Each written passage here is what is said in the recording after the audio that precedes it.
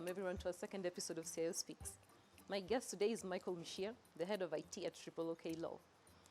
Michael, I actually wanted to do my pupillage at CIO Law, and they never took in my application. I'm going to take that up with you, and then you tell me why. So this episode is going to be more like an Ask Me Anything, because, you know, like a CIO is supposed to be very versatile and be all things to all things. So we are going to find out everything we need to know about Michael Michie. So Michael, let's start with this. See this? This is an article that was written in 217. So who's this guy and why does he have better hair? What's with the hair? Well, that was me in 2017. Yeah. I think the hair, that's a different set of hair. I've shaved twice since then. I'm not planning to shave again, hopefully. Are you waiting for COVID to be over before you can get rid of all the hair? No, I think I'm done with barbers. They always, every time I've shaved my hair, I've ended up in a situation where I'm just take a little off the top or do half. First swing of that machine and I'm like, just finish the horrible job you started. So I've decided there's no good barber that has satisfied me. I'm going to let my hair do what it wants to do naturally. Wow, you have high standards now. So what has your journey been like as a CIO? Fun. Is that so? Yeah, if it's not fun, I'm not doing it. It's been fun. It's always like this thing where you're never prepared for, you never have the right answer, and sort of like you have to try to get it right at your first attempt. And if it fails, you're always learning. And so you then second attempt, but now you know the first 3 steps. It was like a dance. So the first 3 steps, you got them right, you fumbled at the 4th, so now you move on. Next time you attempt it, the 4th step is better. The fact that it's always, it's not a repetitive job, and the fact that there's a new challenge almost every time makes it very fun for me. You wake up and today everything could go wrong, or everything could go right, and you're like, why did I even come to the office? Or why, even asking yourself, why is this even a job? I think it could be fully automated at some point. And then tomorrow everything is falling apart and you're like, okay, maybe that's why I'm needed. So I know CIO is supposed to be all things to all men, basically. You're supposed to know cybersecurity, fintechs, what it means to be a CIO, communications, innovation. In fact, I didn't think being a CIO was a creative job. I actually am surprised that when I talk to CIOs, they tell me it's innovative. How is this even possible? And is there a manual out there for CIOs? No manual, and that's why it's a very creative job. It's a thing where you have 100 solutions, each with its own benefits, and like even just choosing which is the best solution, which is, should I innovate this way or that way? This is the best way to innovate. This is the best way to innovate. It's so much fun. It's like drawing. You have a painting like this the wall art over here, and it feels very retro meets tech meets African, and someone else could come and paint it all black and white, or do a gray painting or something completely different, append some metal onto it, and it will still look good. The fact that we don't have a manual is why I love this job. You talk like you understand art. I love art. So your right brain and left brain work together, they're in tandem. Yeah. You don't exhaust one more than the other. No. I have this huge passion for drawing, so I'm currently now doing charcoal. I've been stuck on charcoal for a few years. Before I was doing graphite, which I liked, but unfortunately couldn't get that rich darkness. So are you doing an exhibition soon? I would want to, but I'm actually planning to put up all my art into digital form that I've done in charcoal and put them on sale as non-fungible tokens, NFTs. Oh my. Yeah. Okay. Interesting. Yeah. So you have to tell me what your CIO journey has been like. Well, it started very interestingly. Just started off at Oriental Bank. So it started around the time we were having some new investors come in, and we had a name change. And the CIO at the time was resigning. And one day he called me and he's like, I want to recommend you for this. I know you are the least experienced in the department, but I think you're the best for the job. Then I met with the new investors and a few directors, and they're like, can you really handle the job? I was like, yes, because I felt like during the transition when the previous CEO was leaving, I was doing a lot of what he was grooming me. So I was like, It's just now, it's just the pressure. It's just going to be formalized with the formal pressure. Where previously I would do something and his neck was on the line. Now it's just going to be formally my neck on the line. Okay, talking about technologies that don't exist anymore, and there's a new one, NFTs. What are NFTs? Because you just mentioned it in passing. NFTs are non-fungible tokens. So they are unique tokens, unlike cryptos, which we know as, like, for example, Bitcoin. As a Bitcoin is the same as another Bitcoin, or a 50 shilling note and a 50 shilling note are exactly the same. They're identical and the same value. An NFT is unique. So with NFTs, you can have anything from videos, audios, pictures, and then you put them up on either blockchain or another distributed ledger where you can auction it away, you can sell. So there's a proof of ownership that this is the original and you own it. And you can choose to sell it or just have it as your own. So who determines the price when it's an NFT? Well, it depends on the marketplace. Marketplaces such as OpenSea would suggest a valuation for whatever you put up, or you can choose to set your own valuation. Or you can also set royalties in regards if, for example, this painting back here that I've grown to like goes for maybe 2 Bitcoins, then in 3 years sells for 50 Bitcoins, but the original person who actually owned it first has put up an instruction that becomes part of a smart contract where every sale afterwards he gets 5% of that value. And also even music, because now a lot of artists get to now push their music out there, control how it's sold, make the money for themselves. They don't have to go through the hassle of all these issues they have with production houses and all that, and where there's record labels, all that is gone. Like, the connection between the artist and the people who get to see the art and the owner of the art is becoming really sort of communalized, and it's going back. It feels like sometimes I feel like technology takes us back to a simpler time. There's just a lot more complicated stuff in the back end, because when you look at it, you're like, okay, I don't need to go to a gallery. Just go on my phone and I can own a piece of something. And it's mine, and it's known to the whole world. It's mine. There's no way it can be counterfeited. I need to look into this. I might be getting value for money where I don't know. Yeah. Yeah. So how would you say that your role as a CIO has changed since you joined when you weren't sure whether your neck is on the line or not to now? To now, I think my role, when I started off, my role was initially the first thing you want to do is always keep the lights on and make sure they don't go off. You want it as a smooth train. Then right after that, you realize you need more value. You need to bring more value to the business, and then it hits you really fast because you realize I'm just consuming. As IT departments are usually seen as departments that consume budgets. Now you're like, okay, even though I'm consuming budget, I really need to bring value quickly. So it pushed me into that space of innovation. So when I moved to the law firm, one of the key things which I was brought in to do was actually bring IT to the business end. So IT needs to bring in revenue, IT needs to bring in innovation. We need to see returns from IT. And we finished the cloud journey that the firm had begun, and we moved into a few agreements with the different partners which allowed us to get that. And now we are innovating around the pandemic and other needs of technology to bring in some very new things. Hopefully by the end of the year they'll be ready, or before then. Things like alternative dispute resolution, and even tools within the legal industry for our competitors, for other businesses, for in-house legal teams, and even for other law firms. Just want to bridge the whole gap. Yeah. Do you think that law and tech have a strong relationship now? I mean, not just for Triple OK because you're in it, because you're merging the two, but is there a strong relationship between tech and law? There is actually. There has always been one, and it actually took me going to the law firm to realize that it's there. And then to appreciate it more happened during the pandemic, and with all the new changes within, not just in Kenya, but all over the world, where data privacy and people's rights, online rights, have been taken seriously, and even the thought around just the consequences of things such as AI. And then previously I'd always thought this is a technology issue. Why would legal ever be involved? And then you get to see that aspect of it, and you get to see why some of the times the best places to be is at the intersect of two industries. So the intersect of technology and law is a very good place, and that's what we're trying to do.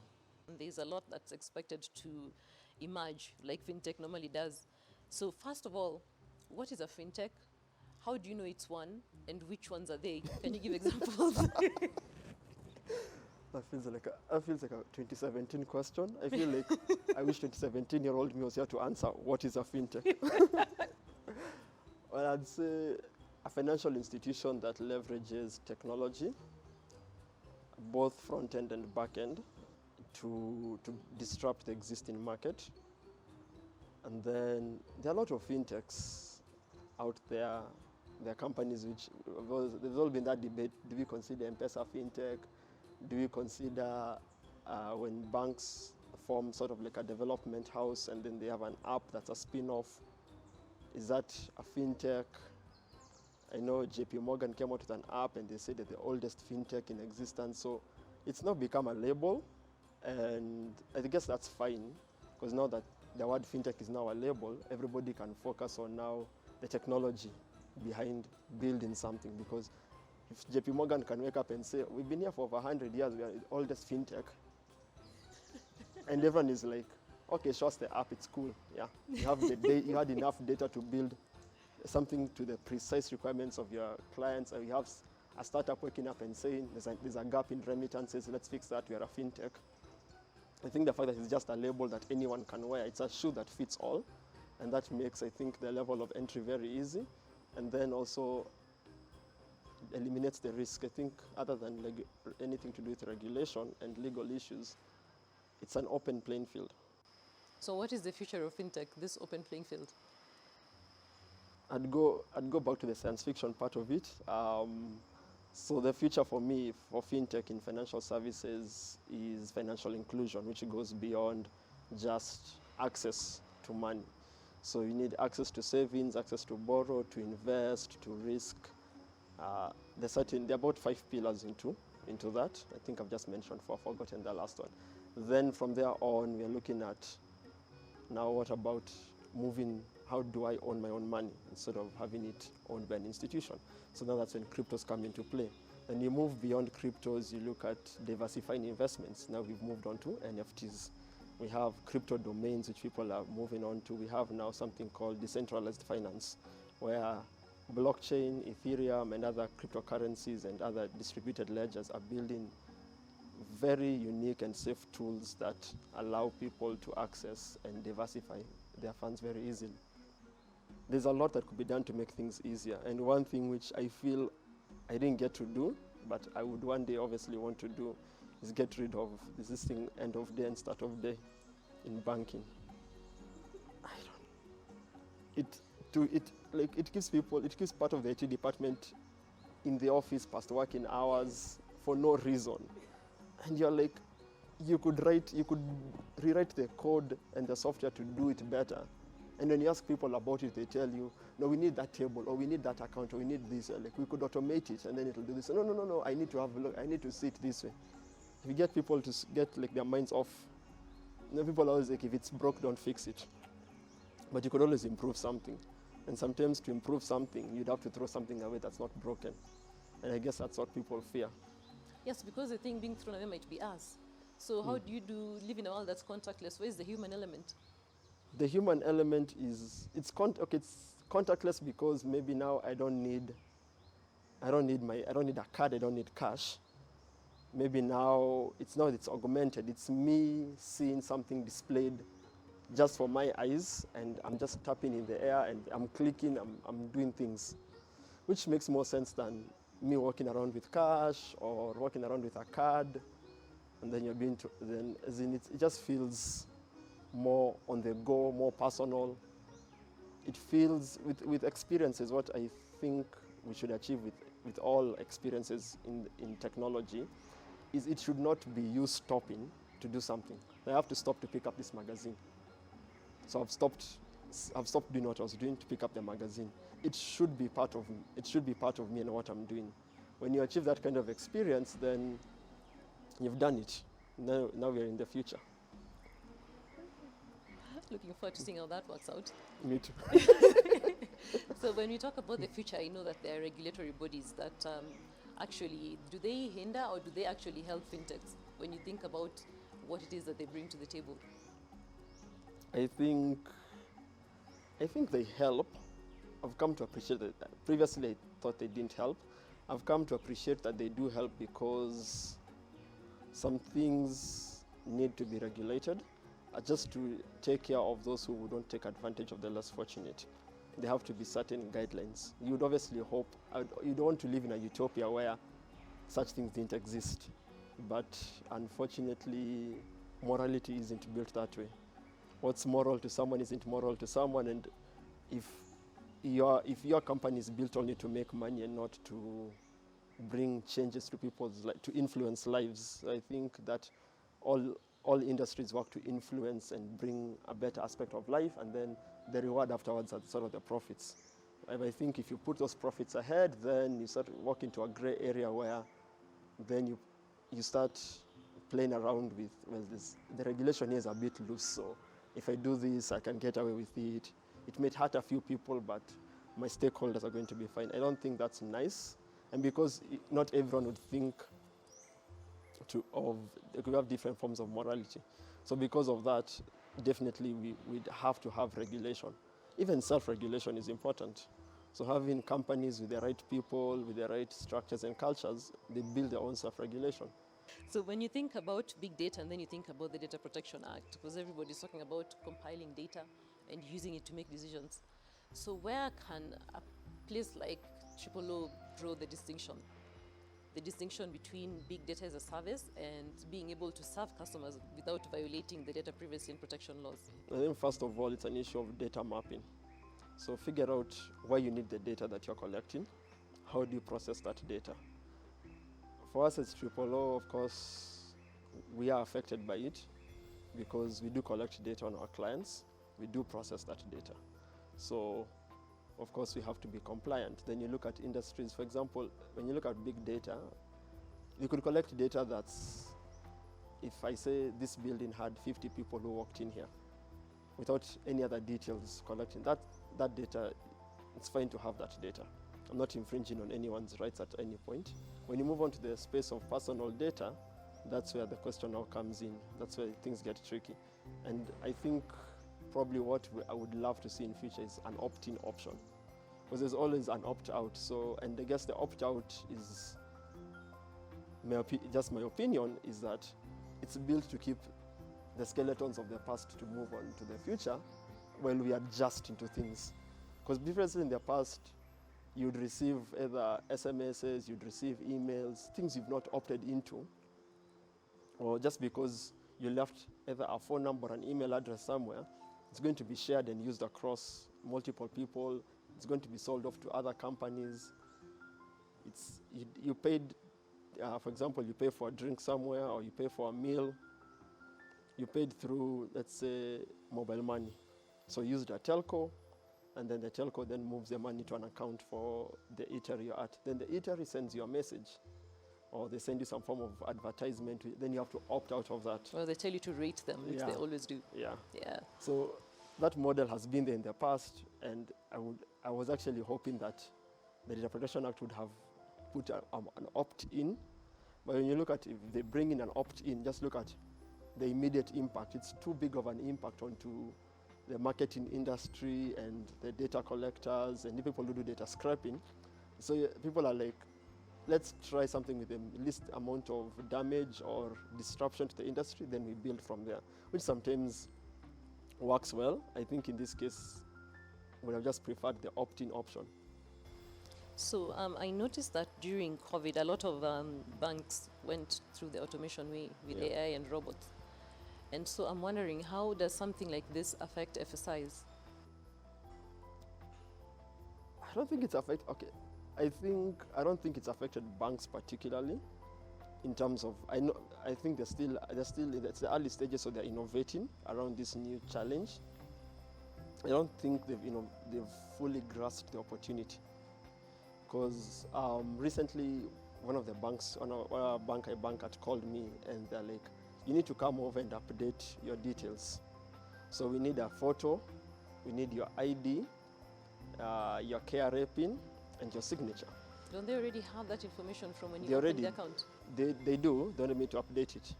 So first thing I told them, I don't sign any documents. All my transactions are online. So can I just send you a copy, a digital copy of the signature? My KRA pin, just input the pin that you have on the pin check, I get it. My ID, I'm sure you have you're connected to IPRS or some other national database where you can check. Why do you really need to come there? And then you realize it's as much as there's one arm that's building all these innovative things where you don't want queues at your branches, you don't want contact, you're trying to minimize contact, trying to do the responsible thing as an institution to reduce the exposure to the virus. But you've not changed your operations. The same people are calling, telling you, avoid public places. You're being told, oh, please visit our branch. Please do this. So it's still early stages, but then this is an opportunity where all the banks right now should be talking to the central bank and telling them, we actually have ways of doing secure KYC without having someone to come to their branch. And we've done that during this pandemic period, and we've registered 100,000 clients. And the risk department has looked at it, and we followed all the AML guidelines, and it's perfect. So what is it about the gaming industry and about cybersecurity, the trends? What about these trends can merge to create a better experience for a customer? Where would you begin? Like Just the first two. the first two, I'd think of sort of with games. You see, there's how do I put it? Which game have you played? Let's just probably start from there. Oh gosh, you shouldn't ask me. I played Luigi the other day. Like, I'm not even a gamer. Okay, for example, a game that's currently big now. A game I'm replaying now is Control.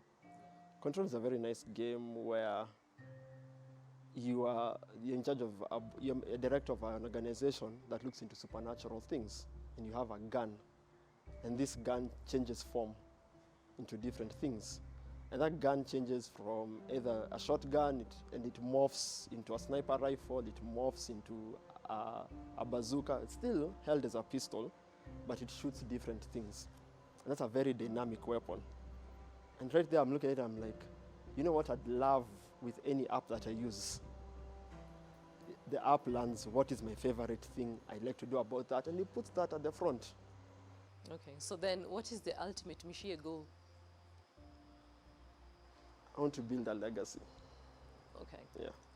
That's my Aren't goal. you too young to be thinking about legacies? See, a legacy, from what I learned about from Oprah, a legacy is not something you should think about, because you don't know, when you die, you don't know what people will remember you for. Yeah, you don't know. But I So started you can't thinking, really plan a legacy. I'm not planning to. It's just like, okay, part of it is still planned in my head. I started off in class 6 where I wanted to build a hospital with robots that would do the operations because they'd be more accurate than humans, and there are no queues. I hated every time I was sick and you have to go and there are like 10 other people waiting, and you're like, why do people need to wait? Is there something wrong? Why do you keep filling out all those papers? So I was like, I'm one day going to build a hospital that will change the medical industry. And then, like as I grew, that was class 6, and as I grew older, then I decided I want to do medicine, I'll do IT. So I went to IT space, and I've always been thinking, the best way to build a legacy, because it's a legacy for people to learn from. The legacy isn't necessarily like, I don't want my name remembered. It's the change you bring to the industry. You introduce something new to the industry, whether it's a form of thinking or technology, a way of doing things.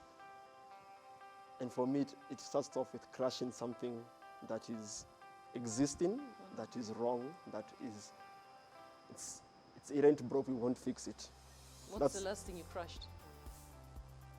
The stereotype of, I believe the stereotype of CIOs needing to have 30 years, 20 years experience. I believe I've suffered for it. I took a whole year with no leave, just constantly working, but it was worth it. But I think that's something, sometimes I feel it's crushed. I've seen a lot more younger CIOs out there.